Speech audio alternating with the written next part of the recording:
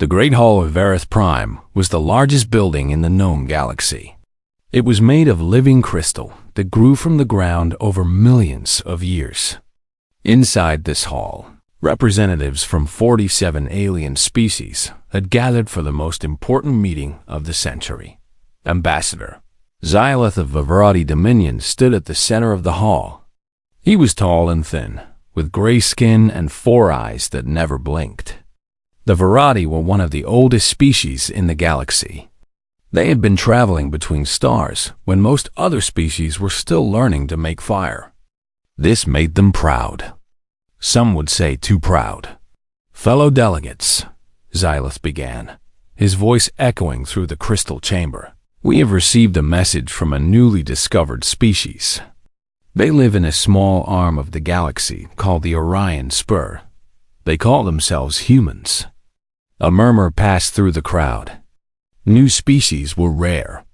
Most of the galaxy had been mapped and catalogued millions of years ago. "These humans have asked to join our galactic assembly," Xylith continued. "They have sent us their cultural records as proof that they are civilized enough to deserve membership."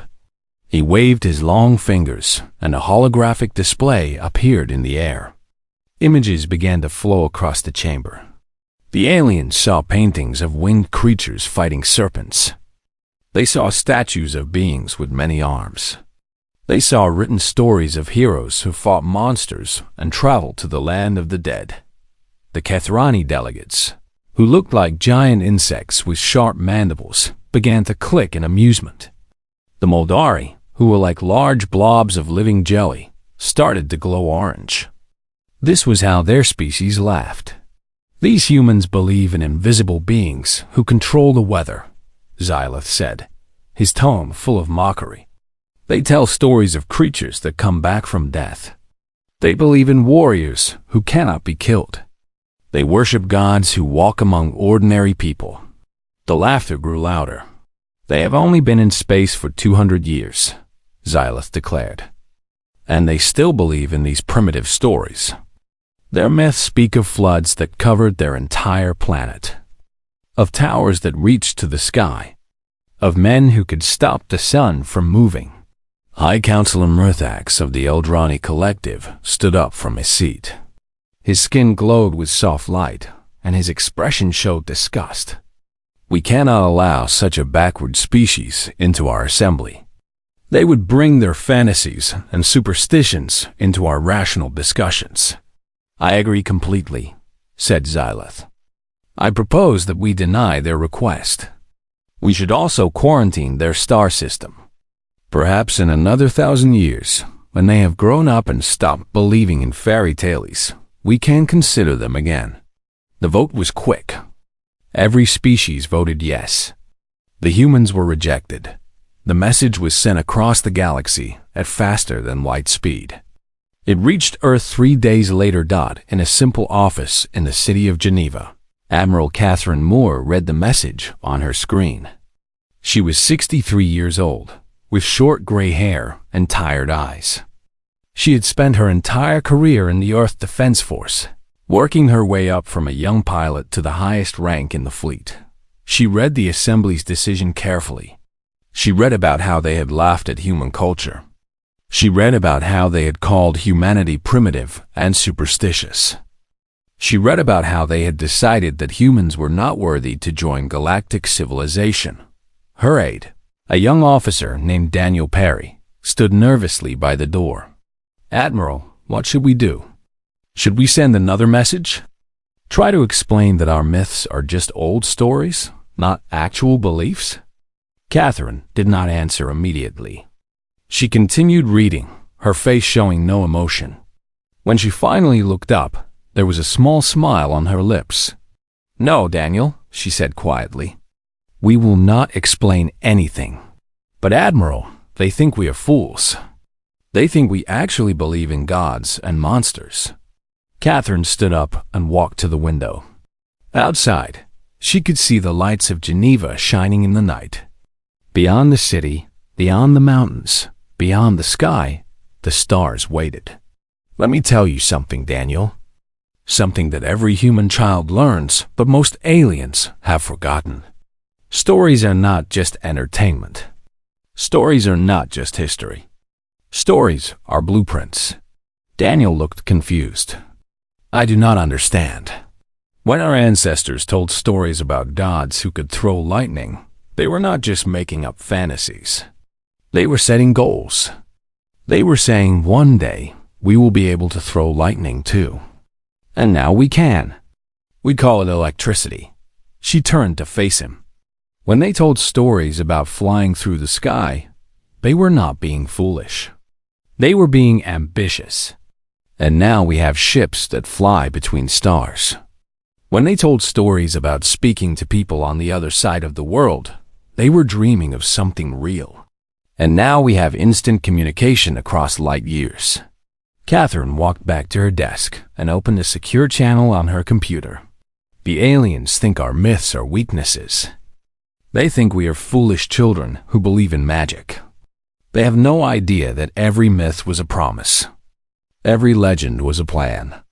Every god was a version of ourselves that we had not yet become. What are you going to do? Daniel asked. Catherine typed a code into her computer. Red lights began to flash on her screen. Somewhere in orbit, automated systems began to wake up. Deep in secret facilities across Earth and the Moon and Mars, machines that have been sleeping for decades started to hum with power. I am going to show them what human myths really are, Catherine said. I'm going to show them what happens when a species spends 10,000 years dreaming of becoming gods. She pressed a final button. Initiate Protocol Pantheon. Daniel felt a chill run down his spine. He had heard rumors about Protocol Pantheon. Everyone in the military had. It was supposed to be a legend, a story told to new recruits to make them feel proud. Nobody actually believed it was real, but the red lights on the Admiral's screen said otherwise. Admiral, he whispered, what exactly is Protocol Pantheon? Catherine looked at him with eyes that suddenly seemed much older. Eyes that had seen things he could not imagine. Eyes that held secrets that went back generations. It is the answer to a question that humanity has been asking since we first looked up at the stars, she said. The question is simple. What would we do if we met other species out there? What would we do if they were more advanced than us? What would we do if they did not respect us? She smiled, and there was something almost frightening in that smile. Protocol Pantheon is the answer. And the answer is this. We would become the gods we always dreamed of being. We would make our myths come true. Every single one of them. Far above Earth, in the cold darkness of space, ships began to move. Ships with names like Olympus and Valhalla and Asgard. Ships that had been waiting for this moment for a very long time. The galaxy had laughed at. Human myths thought the galaxy was about to learn a very important lesson. 6 months passed after the Galactic Assembly rejected humanity.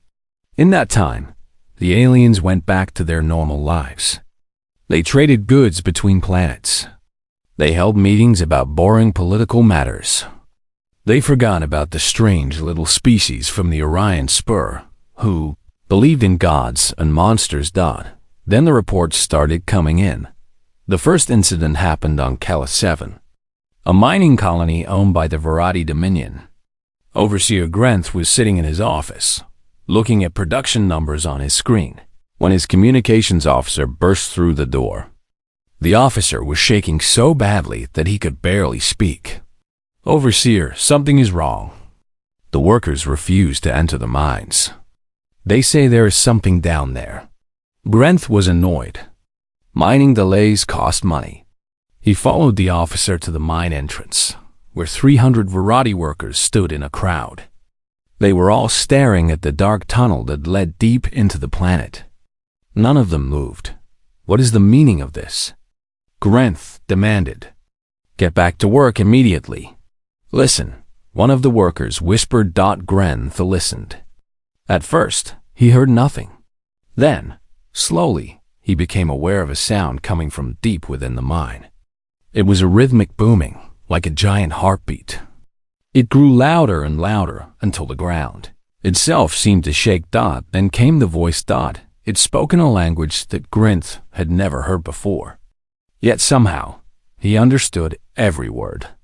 The voice spoke of justice. It spoke of debts that had to be paid. It spoke of those who mocked the weak and would now face the strong. A figure emerged from the darkness of the mine. It was huge, nearly 3 meters tall. It wore armor that seemed to be made of living lightning. Electricity crackled across its surface, jumping from plate to plate. In its hand, it carried a massive hammer that glowed with energy. Behind it marched soldiers in gray and silver uniforms. Their faces were hidden behind helmets with glowing visors. They moved in perfect formation, like a single organism with many bodies. "I am called Thor by my people," the giant figure announced. "I have come to collect what is owed." Grenth wanted to fight. He wanted to call for security forces, but his body would not obey him. He stood frozen, unable to move, as the humans systematically stripped the colony of its wealth. They took minerals, data files, technology, everything of value. They loaded it onto ships that seemed to appear from nowhere. When they were finished, they left without killing anyone. But the Verati workers never forgot what they had seen. Many of them refused to work in mines ever again. Some quit their jobs entirely and spent the rest of their lives in religious contemplation. Word of the incident spread quickly through the galaxy. At first, the other species did not believe it. The Verati were known for exaggeration. Surely this story about a lightning god was just a fantasy. Then the same thing happened to the Kethrani. On the pleasure world of Synthra, wealthy Kethrani nobles were enjoying an evening of entertainment when alarms began to sound. Security forces rushed to their positions, weapons ready. They were trained soldiers, veterans of 100 conflicts. They were not prepared for what came next. She called herself Athena. She wore golden armor that seemed to glow with inner light. Her eyes held a wisdom that made even the oldest Kethrani feel like children. She did not come to fight, she said. She came to teach. But her lessons were harsh. Behind her came warriors who moved like water flowing downhill. They were fast and precise and utterly without mercy. They did not kill, but they defeated every Kethrani soldier they faced. They took prisoners and released them hours later. Unharmed but deeply shaken. The Golden Woman spoke to the Kethrani leaders before she left. "You laughed at human beliefs," she said. "You thought our stories were foolish. But our stories taught us how to fight, how to think, how to win. Your people have been comfortable for too long. You have forgotten what it means to struggle. We have not forgotten. We never will." Then she was gone. On the Moldari homeworld, something stirred in the deep oceans. The Moldari had always worshipped their seas. They believed the waters were sacred, the source of all life. Now something answered their prayers, but it did not answer to them. The humans called him Poseidon. He rose from the depths in a vessel that looked like a sea creature made of metal and light. He commanded the waters themselves, creating waves and currents that moved at his will. He did not threaten the Moldari. He simply demonstrated what he could do. The message was clear. The seas belonged to him now. The Galactic Assembly called an emergency meeting. "This is impossible," Ambassador Xylith said, though his voice shook as he spoke. "These are tricks. Advanced technology designed to frighten us. Nothing more." "Then explain how they disabled our orbital defenses without firing a single weapon," Councilor Murthax demanded. His glowing skin flickered with fear. "Explain how they knew the exact frequencies of our communication systems. Explain how their ships appear and disappear as if they were ghosts." "They have been watching us," a new voice said. Everyone turned to look at the speaker. She was a Velthari, one of the oldest races in the galaxy. The Velthari had evolved beyond physical bodies long ago. They existed as beings of pure energy, rarely bothering to attend meetings with lesser species. This one had taken the form of a glowing sphere that floated above the assembly floor. "I have studied the human archives more carefully than any of you," the Velthari continued. "You laughed at their myths. You saw superstition and foolishness. You failed to see what was truly there." "And what was that?" Xyloth asked. "Instructions," the Velthari replied. "Plans, blueprints for the future. The humans never believed their gods were real beings watching over them. They believed their gods were possibilities, versions of themselves that they could become if they worked hard enough." The assembly was silent. "Every myth was a goal," the Velthari explained. "Every legend was a target. Every god was a set of specifications.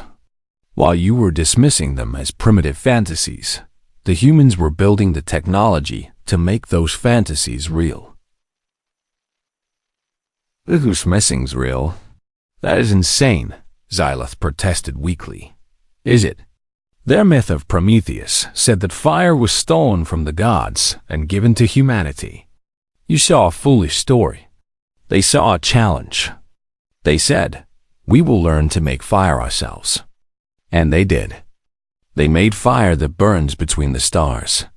Counselor Murthax leaned forward. "What do they want? Why are they doing this?" The Velthari pulsed with light that might have been amusement. "You rejected them. You called them primitive. You laughed at everything they held sacred. And now they are showing you how wrong you were. Can we stop them?" Another delegate asked. "I do not know," the Velthari admitted. "But I know this much. They have been preparing for this moment for 10,000 years.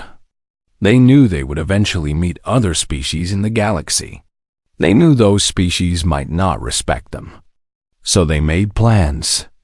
Very detailed plans." The assembly dissolved into chaos. Delegates shouted at each other, demanding action, demanding explanations, demanding someone to blame. Far away, on the bridge of a human warship, Admiral Catherine Moore watched the reports come in. Her fleet had executed the first phase of Protocol Pantheon perfectly. The galaxy was frightened and confused. Good. "Admiral," Daniel Perry said, "the Verati are assembling a fleet. 3,000 ships. They intend to attack us directly." Catherine nodded slowly. She had expected this. Sooner or later, the aliens would stop being afraid and start being angry. They would try to fight back. "Let them come," she said. "It is time for Phase 2. "What is Phase 2? Catherine smiled.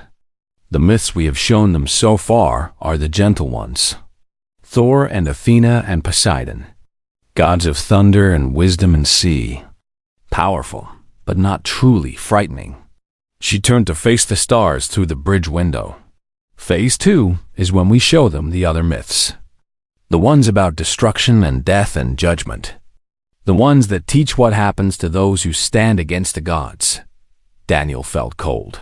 "Phase 2, Catherine continued, is when we stop being teachers and start being conquerors." The Verati Fifth Fleet was the largest military force ever assembled in galactic history. 3,000 warships, each one bristling with weapons that could crack planets. 50 million soldiers, trained since birth to fight and kill. Commanders who had won 100 battles against a dozen different species. They jumped into the Sol system with confidence. They had heard the stories about human gods, but they did not believe them. Technology could be matched. Tricks could be exposed. The Verati were the masters of war, and they would prove it today. Admiral Catherine Moore watched them arrive from the bridge of the UES Olympus. The flagship of Earth's divine fleet was smaller than the largest Verati vessels, but it did not need size. It had something better. "Count them," she ordered.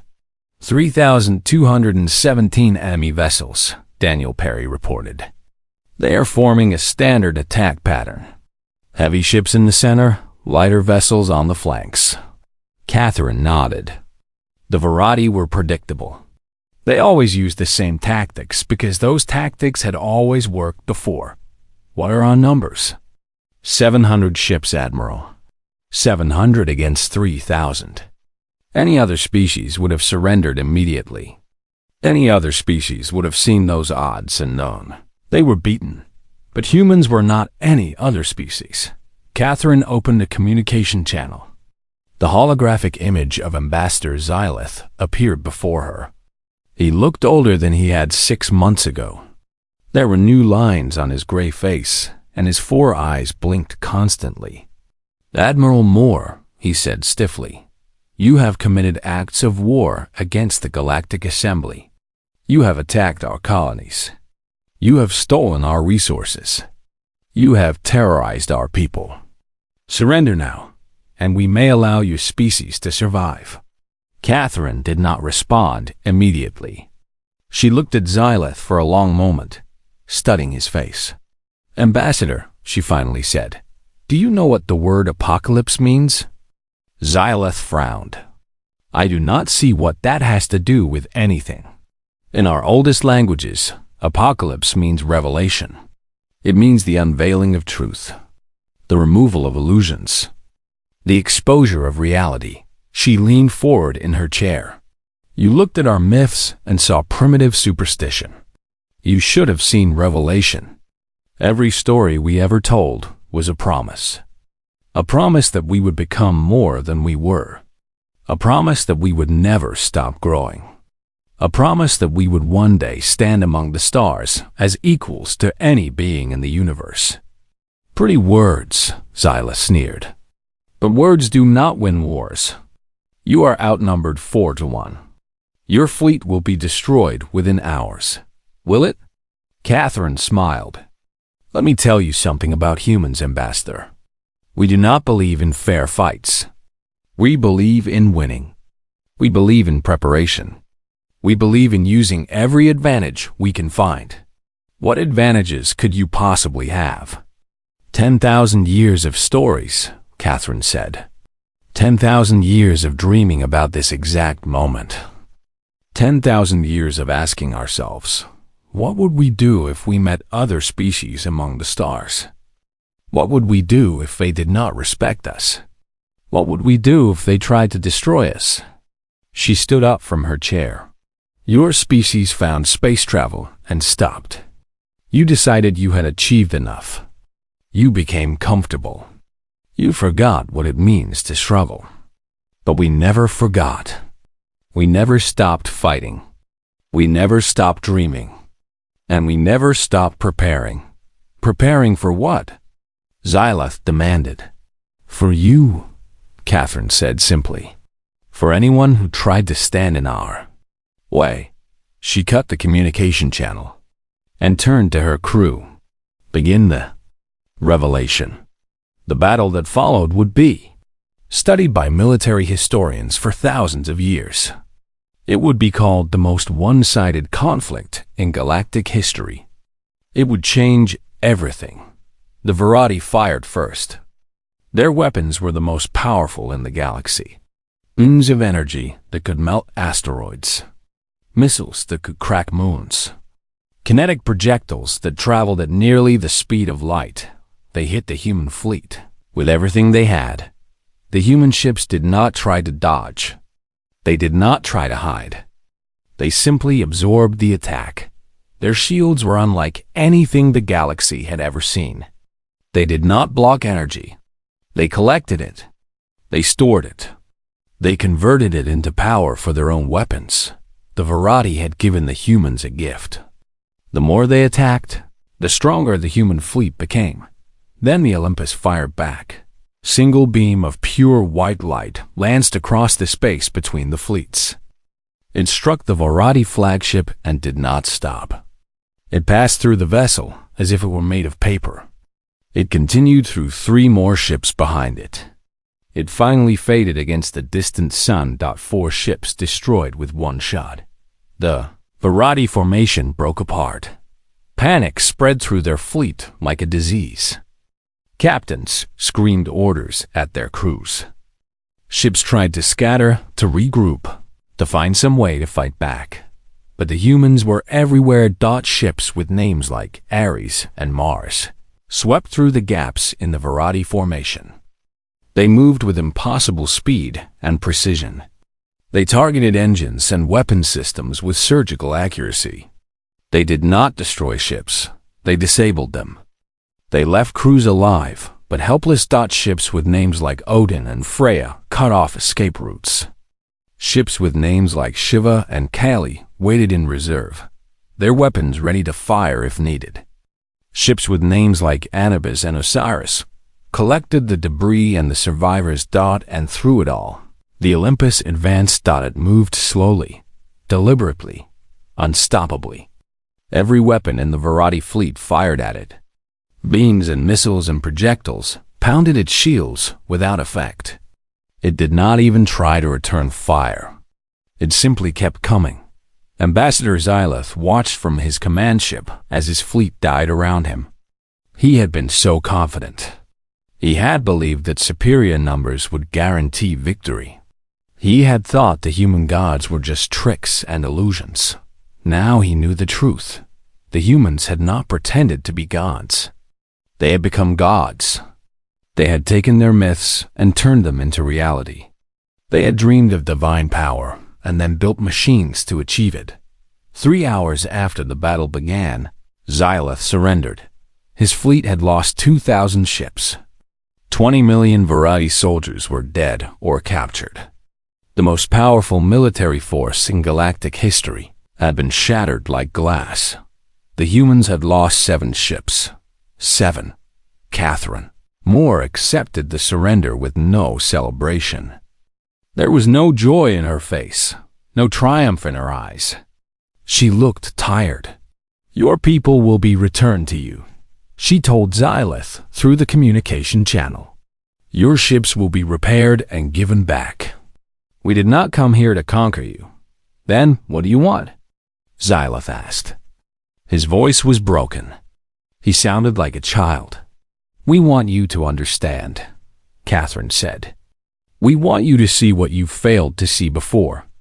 We want you to know that the galaxy is bigger than you imagined, that there are possibilities you never considered, that there are species out there who refuse to stop growing, no matter how advanced they become." She paused. "We want you to learn. And learning begins with humility." The communication ended. Across the galaxy, the news spread faster than light. The Verratti Fifth Fleet, the greatest military force ever assembled, had been destroyed by a species that had been lofted 6 months ago. The humans had not just won. They had demonstrated power beyond anything the galaxy had ever seen. The other species reacted in different ways. Some were terrified. Some were angry. Some were curious. But all of them understood one thing: everything had changed. The humans were no longer a joke. They were no longer a primitive species to be ignored. They were something new, something powerful, something that demanded respect. On the bridge of the Olympus, Catherine Moore sat alone in the darkness. The battle was over. The message had been sent. But she felt no satisfaction. Daniel Perry found her there an hour later. "Admiral," he said quietly, "you should rest.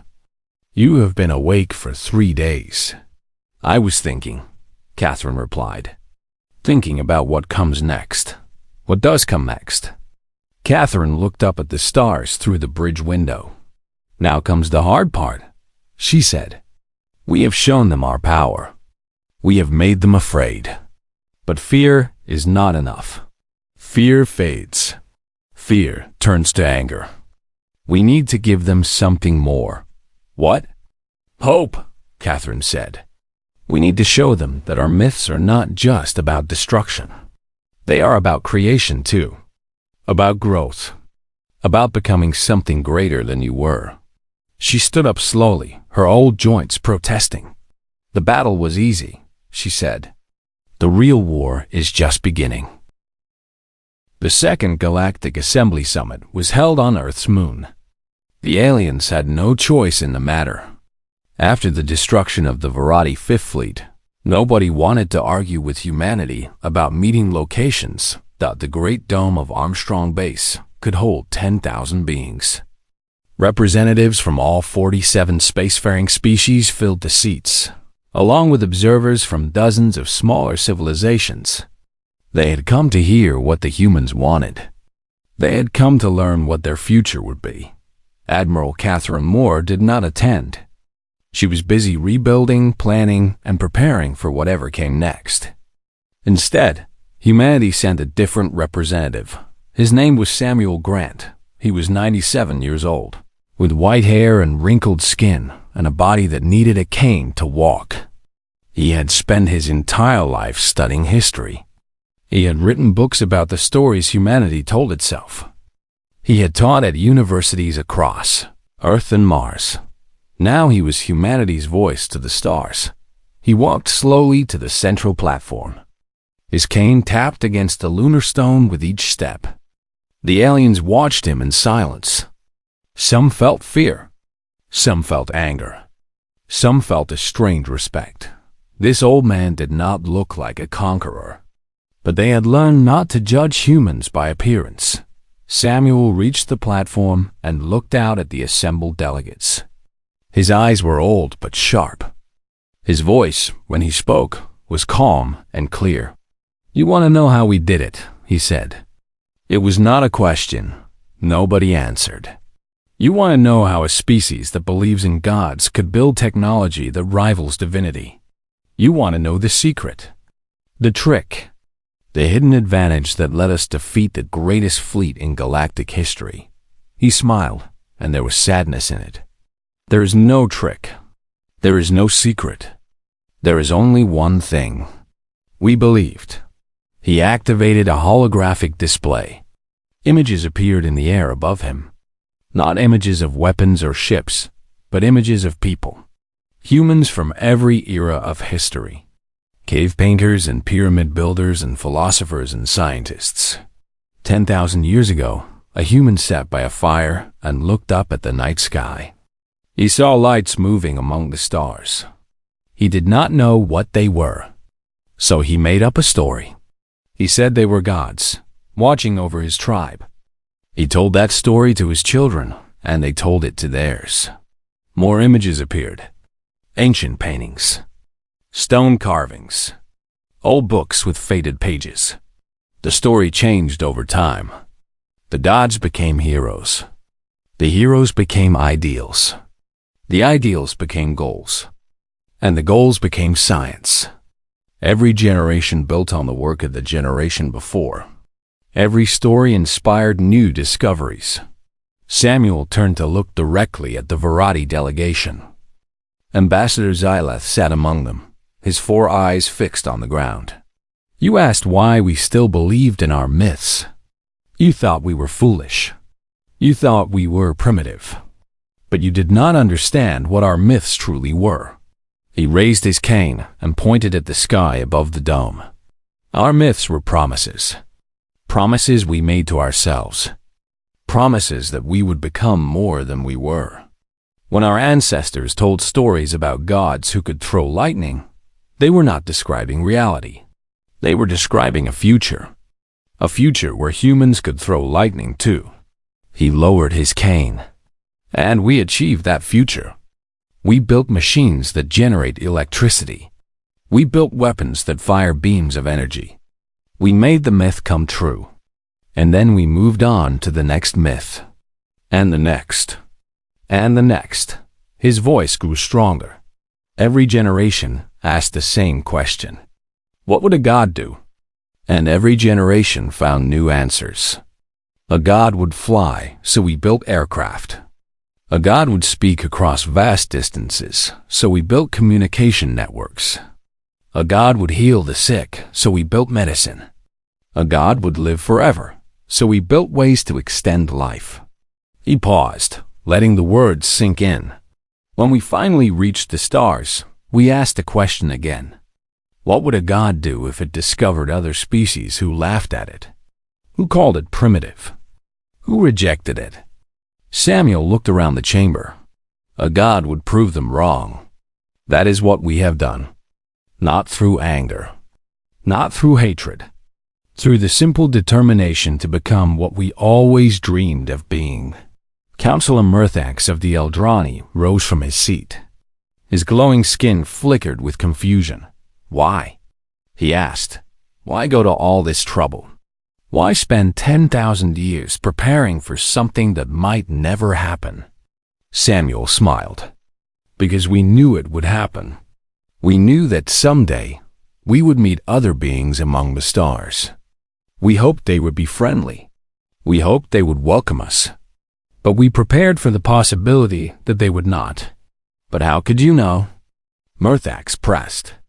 How could ancient humans, who had never even left their own planet, know that aliens existed? They did not know for certain, Samuel admitted. But they believed. They looked at the vastness of the universe, and they thought, surely we cannot be alone. Surely there must be others out there. And if there are others, we must be ready to meet them. He spread his arms wide. That is the power of myth. It allows us to prepare for futures we cannot see. It allows us to imagine possibilities we cannot prove. It allows us to become more than logic alone would permit. A Kithrani delegate rose. Her mandibles clicked as she spoke. You speak of myths as if they are good things. But myths cause wars. Myths cause suffering. Myths divide people instead of uniting them. Samuel nodded slowly. You are right. Myths can be dangerous. They can be misused. They can be twisted to serve evil purposes. We know this. Our history is full of examples. He turned to face the Kethrani directly. But myths can also inspire greatness. They can push people to achieve the impossible. They can give meaning to lives that would otherwise feel empty. The same myth that sends one person to war can send another person to cure diseases. The power of the story depends on who is telling it. And why? He walked slowly across the platform. Your species gave up myths long ago. You decided that only facts mattered. You decided that imagination was a weakness. And in doing so, you stopped growing. You reached a certain level of technology and stayed there. You built great empires and then stopped building. You stopped walking and faced the assembly. We never stopped. We never decided that we were finished. Every time we achieved one dream, we immediately started dreaming of the next. That is our strength. That is our power. Not our ships. Not our weapons. Our refusal to accept limits. Silence filled the chamber for a long moment. Finally, Ambassador Xylith stood up. His voice was quiet, almost broken. What do you want from us? He asked. Samuel looked at him with something like compassion. We do not want to rule you, he said. We do not want to destroy you. We do not even want revenge for how you treated us. We want something much simpler. What? We want you to start dreaming again. We want you to look at the universe and ask yourselves what is possible. We want you to tell yourselves new stories. Stories about who you could become. Stories about futures you have never imagined. Samuel walked back to the center of the platform. The galaxy has been static for millions of years. Species rise. They build empires. They reach a certain level of power, and then they stop. They become comfortable. They become afraid of change. They forget what it means to dream. His voice rose. We are here to remind you. We are here to show you that there is always more. More to discover. More to achieve. More to become. The myths we follow are not about the past. They are about the future. A future that never ends. A future that is always waiting for those with the courage to pursue it. He looked around the chamber one final time. You laughed at our myths. You thought they made us weak. But they made us strong. Stronger than anything you have ever faced. And now we offer you a choice. Join us in dreaming of what is possible. Or stay behind while we reach for heights you cannot imagine. The assembly was silent. Samuel nodded slowly. "The choice," he said, "is yours." He turned and walked off the platform, his cane tapping against the floor. Behind him, the representatives of 47 species sat in stunned silence, trying to process what they had heard. For the first time in millions of years, they were asking themselves a question: what else could we become? 20 years had passed since the revelation. The galaxy had changed in ways that nobody could have predicted. Old empires had fallen. New alliances had formed. Species that had not spoken to each other for millions of years now worked together on projects that would have seemed impossible a generation ago. And at the center of it all were the humans. Admiral Catherine Moore had retired from military service 15 years ago. She was now 78 years old, and her body had grown weak with age. But her mind was still sharp, and her eyes still held the fire that had driven her throughout her life. She lived in a small house on the surface of Mars. The red planet had been terraformed decades ago, and now it had blue skies and green forests and oceans that stretched from horizon to horizon. Catherine spent most of her days in her garden, growing vegetables and watching the sunset paint the sky in shades of orange and pink. Today, she had a visitor. Her name was Sifil, and she was a young Virati female. She was one of the first exchange students to attend Earth's universities, and she had become something of a celebrity among her people, a symbol of the new relationship between humans and aliens. Sifil sat across from Catherine in the garden, her 4 eyes fixed on the old human woman. "I still do not understand," Sifil admitted. "Your people built gods, real gods, beings of incredible power, technology that seemed like magic. Why do you not worship them?" Catherine laughed softly. It was a warm sound, full of life despite her age. "Because they are us," she said. "How can you worship yourself? That would be silly.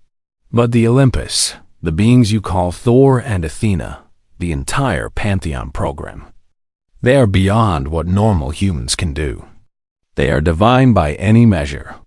Catherine shook her head. "They are human achievements. That is different. We built them because we believed we could, and because we believed we should." She was quiet for a moment, looking up at the sky. "When I was a little girl," she said, "my grandmother used to tell me stories. Stories about heroes who fought monsters, about gods who helped mortals, about ordinary people who did extraordinary things. Did you believe them?" I asked her that once. I asked if the stories were true. What did she say? Catherine smiled at the memory. She said they were not true yet. She said that was the whole point. The stories were maps to places we had not yet visited, descriptions of people we had not yet become. They were true in the way that a seed is true to the tree it will eventually grow into. Sifil considered this for a long moment. "My people stopped telling stories millions of years ago," she said. "We achieved space travel and decided we were done. We looked at the universe and accepted it as it was. And we looked at the universe and asked why it could not be better," Catherine replied. "That is the difference between us. Not technology, not power, just a different way of seeing things. But now you rule the galaxy," Sifil said. Catherine shook her head firmly. "No, we do not rule anything. We offered a choice. We offered all species a choice. Join us in becoming more than you are, or stay as you have always been. The choice belongs to each species, each individual. Most chose to join. Most chose to grow. That is different. Growth is not obedience. Growth is not surrender. Growth is simply the decision to become more than you were yesterday." The sun was setting now, painting the Martian sky in brilliant colors. Catherine watched it with the appreciation of someone who knew she would not see many more sunsets. "Somewhere out there," she said, pointing at the stars that were beginning to appear, "there are species we have not yet met. Perhaps they are more advanced than us. Perhaps they have achieved things we cannot even imagine. Does that frighten you? No, Catherine said. It excites me. When we meet them, we will not be afraid. We will not bow down to them. We will ask them to tell us their stories. Why? Catherine turned to look at Sifil directly. Her old eyes were bright with passion. Because stories are how species learn to become more than they are. Your myths shape your future. We learned that lesson long ago when we were still living in caves and hunting with stones. Now we are teaching it to the entire galaxy. Sifil was quiet for a long time. She stared up at the stars, her 4 eyes moving slowly across the sky. In Variety culture, she finally said, "We have a concept called the final truth. It is the belief that everything that can be known is already known. That there are no more discoveries to be made. No more heights to reach. We have believed this for 10 million years. And now?" Sifil looked at Catherine with something new in her eyes. Something that might have been hope. Now I think perhaps the final truth was a lie. The first lie my people ever told themselves. A lie that kept us safe, but also kept us small. She paused. I think perhaps it is time to tell ourselves a new story. Catherine smiled. It was the warmest smile she had smiled in years. That, she said, is the most human thing you have ever said. They sat together in the garden as the stars came out one by one. 2 beings from different worlds, different species, different histories. But in that moment, they shared something deeper than genetics or culture. They shared a dream. Above them, the stars shone cold and distant. But they were not barriers. They were not limits. They were invitations. Destinations waiting to be reached. Challenges waiting to be overcome. Somewhere in the darkness between them, the ships of the Divine Fleet continued their endless voyage. They carried the hopes of a species that had looked at the concept of gods and said, "We can do that." They carried the dreams of a people who refused to accept that growth. At the end, the galaxy had laughed at human myths. Now the galaxy was learning from them, on 1,000 worlds. Beings of 1,000 different species were asking themselves questions they had not asked in millions of years. What else is possible? What more could we achieve? What stories should we tell about the future? The humans had not conquered the galaxy with weapons. They had conquered it with ideas, with dreams, with the simple belief that tomorrow could always be better than today. And that was the greatest myth of all. The myth that had driven humanity from caves to stars. The myth that would drive the galaxy to heights no one could yet imagine. The myth of endless possibility. Catherine Moore closed her eyes and listened to the wind blow through her garden. She was old. She was tired. She would not live to see all the wonders that were coming, but she had played her part. She had helped humanity show the galaxy what it meant to dream. And now those dreams were spreading like fire through dry grass, igniting imaginations that had been dormant for eons. The galaxy laughed at us, she murmured, half to herself and half to Sifil. They thought our myths were weaknesses. She opened her eyes and looked up at the stars. But myths are not weaknesses. Myths are seeds.